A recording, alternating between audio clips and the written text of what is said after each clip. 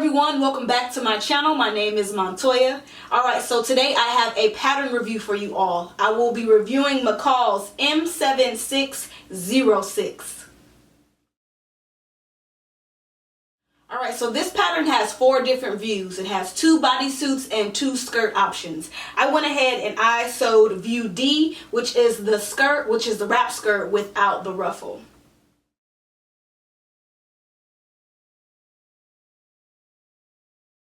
So for this pattern, I went ahead and I cut out the large. Now on the back, it has the different, bust, waist, and hip measurements here on the flap. So according to the pattern, for my hip measurement, I'm at 41. So according to the pattern, it says that I should cut out the large.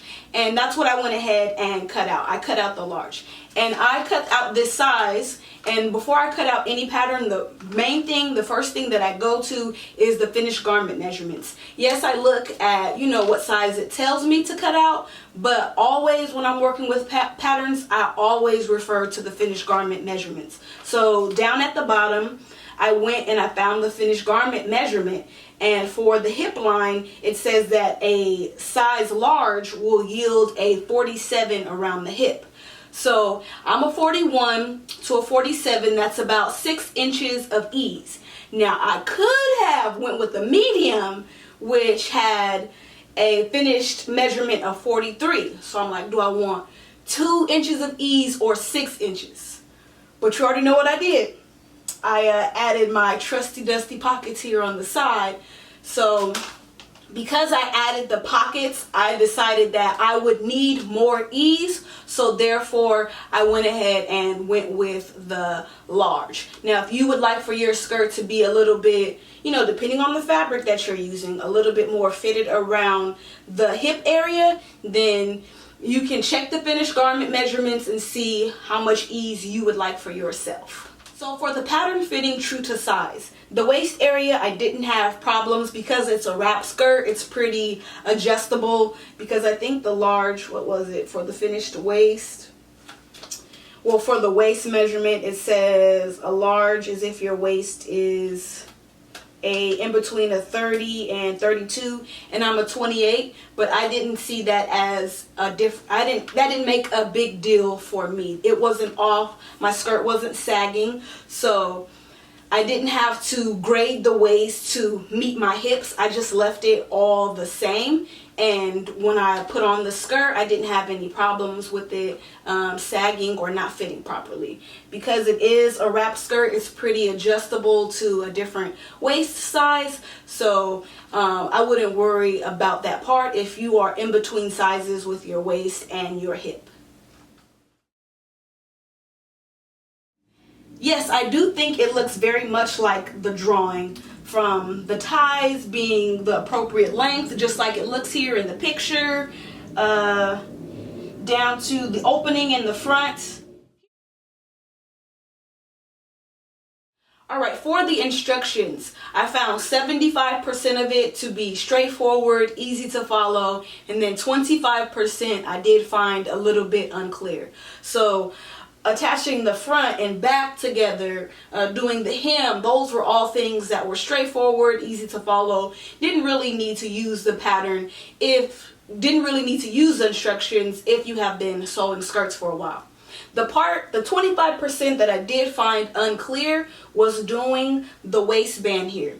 One thing that I suggest is that you interface the waistband before transferring any markings to the waistband, because especially if you're going to be using the marker, and when you apply heat, the markings will stay. So I suggest applying your interfacing and then applying the markings that it tells you, like the large dots, because there's quite a few dots that you have to add to the waistband to be able to attach the ties, and also to be able to leave the opening for the other part, because when you wrap the skirt, you do leave an opening on the waistband so that you can insert the tie on the other side. So you do have to transfer a lot of dots, but the picture of how to attach the ties to the waistband, I did find that the picture, it threw me off a bit. So I had to bust out my seam ripper because, yeah, that picture, the way that it had the ties flowing out, and then when I started putting it all together, I'm like, this is not right. Something is wrong here. Something is wrong.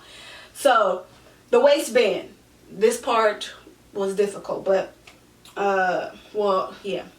But everything else, for as far as the instructions, was straightforward and easy to follow. All right, for this pattern, I like that there are minimal pieces to cut out.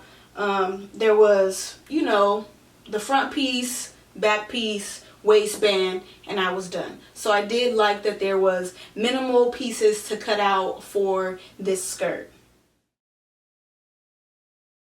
So for the fabric that I use, this is a rayon challis, and it has a very beautiful drape.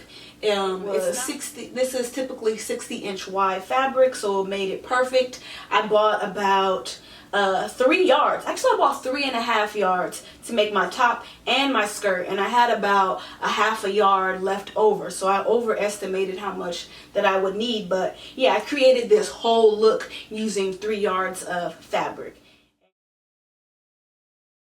So the only alteration that I made was adding pockets at the side seam. Next time I do a wrap skirt, though, I will probably do a different type of side pocket. I probably won't attach the pocket the same way. I want to start experimenting, adding different styles of pocket. I'm blanking on the name of the pocket that I'm thinking of when a little bit of the back part is exposed. Blanking on the name, but I do want to experiment with adding that. Alright, so another alteration, well, not alteration, but something that I did differently was the waistband. It calls for you to slip stitch. Now, instead of doing that, I went ahead and finished it the same way that I did in my maxi circle skirt tutorial, in which I used the edge joining / stitch in the ditch foot to go ahead and finish off the waistband. So I'll link the time in my I'll link that in the description box, the exact time in that video where I finished the waistband off, so you can see. Alright, will I sew this pattern again? Yes, I will. I am sewing a simplicity wrap skirt pattern at the moment. That's another project that I'm working on that has a ruffle, but I will sew this one again. It flows and blows nicely in the wind, and yeah. All right, details about my top. So what I did to sew this was that I used my Naomi jumpsuit tutorial, and what I did was the part of the tutorial where I'm creating the top, I used that, and then I attached a piece of elastic at the bottom, and I shortened the ruffles a bit from what I did for the jumpsuit. I just made them a little bit shorter so that you'd be able to see the bottom part of the shirt, and then also it just helped provide a balance between the skirt and the top. Alright, so I'll go ahead and link the Naomi jumpsuit tutorial in the description box, and you can just use the part of the tutorial for constructing the top, and you use your own measurements. There's no pattern required to sew this top. I just show you how to take your own measurements, draft it on pattern paper, cut it out, and we sew it up all together.